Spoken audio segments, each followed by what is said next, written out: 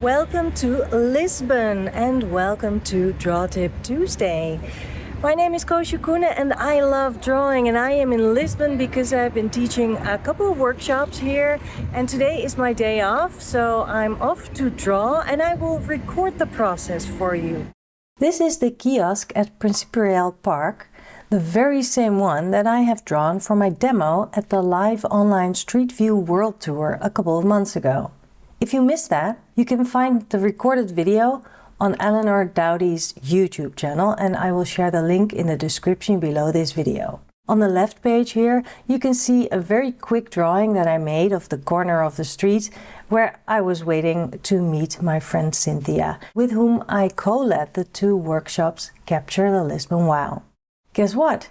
It's not easy to film your page while drawing when you didn't bring a tripod and just try to freestyle, filming with your non-dominant hand, or when you don't hit record before putting the first few lines on the page. But I tried anyway.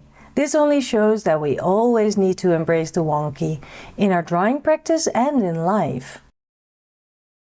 Using a Faber-Castell PITT oil pencil, I started with the top of the kiosk and placed it just a bit above the middle of the page, so that hopefully I have enough space to fit the whole building on the page as well as some context around it. There are layers and embellishments and lots of details. I don't know about you, but when I sit at a distance, I can't really see all that detail. Neither am I interested to draw it perfectly. I interpret it and describe it by drawing squiggly lines. I added a bunch of round lamps, probably not in the exact correct place, but who cares? This describes what's going on with the subject, and that's what it's about. I'm trying to work in the three angles, and I noticed that I made the middle window too large, so I will embrace that imperfection and just work with it. No need to endlessly try to fix and correct. That will only give me more lines that will emphasize on the mistake. Moving on. Stacked chairs are in front of the kiosk.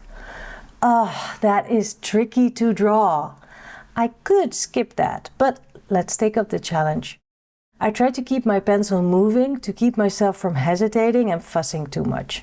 Again, I don't want to emphasize on bits in my drawing that may not be so great. And also, the drawing is not about the chairs or that table.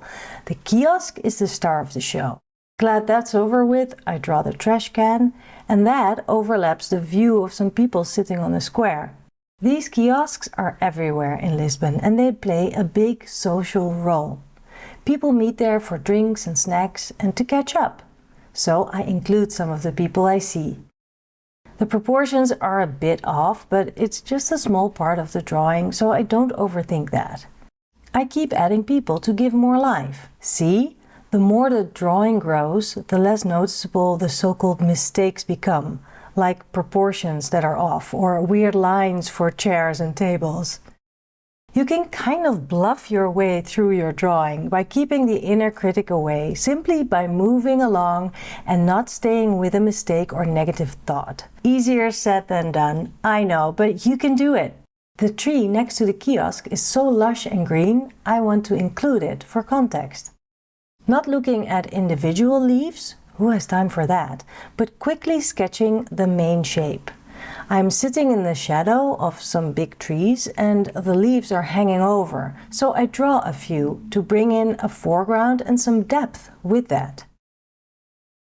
I did not record putting down the first bit of paint because I got distracted by my friend Cynthia, who found me. But you can see that I didn't paint too neatly. I just don't have the patience for that, and also it's not a coloring page where you're supposed to color inside the lines.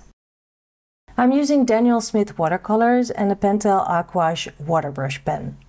Gray for the roof, and then I mix some ochre yellow with that same gray to create a warm color that can hopefully represent the cream kind of color. During my weeks in Lisbon, I filled a sketchbook each week.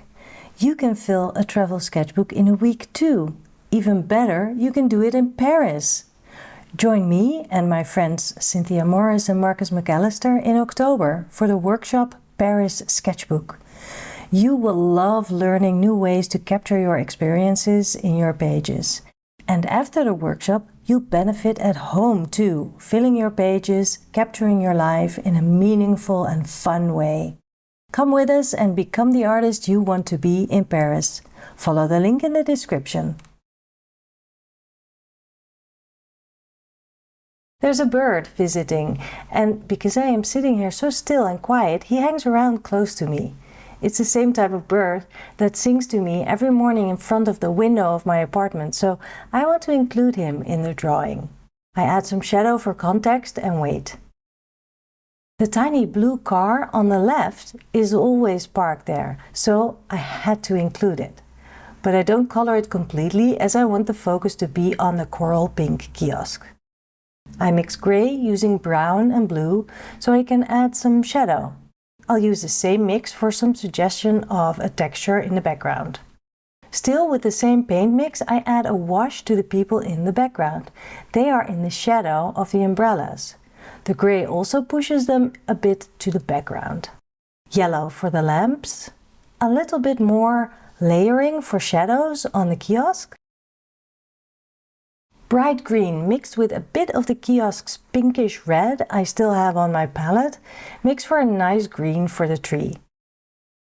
Not too accurate, I make strokes in different directions for the feeling of some life or movement. I stop myself from fussing. I need to let the watercolor do what it does. I only fill in some white gaps around the edge of the kiosk. I'm done with the watercolor and now I want to add some more texture and play with my colored pencils. A light yellow that's a bit opaque to cover up some of the too sloppily painted parts, and some bright yellow too. A layer of colored pencil marks will deepen the colors of the kiosk, and I can do that for the tree as well with yellow and green. I wonder if the kiosk will stand out more in contrast if I added darker green around it. So I try it. The only way to learn is by doing and taking some risks. Although, is it a risk? It's just paper after all, and I'm really enjoying sitting here and taking in the atmosphere and the scene. I add more texture to the tree, then a bit of light gray to bring back a bit of highlight and definition. I pick a white crayon for more of that, and it's more effective. A few extra touches of gray, and then I will have to tell myself to step back and be done.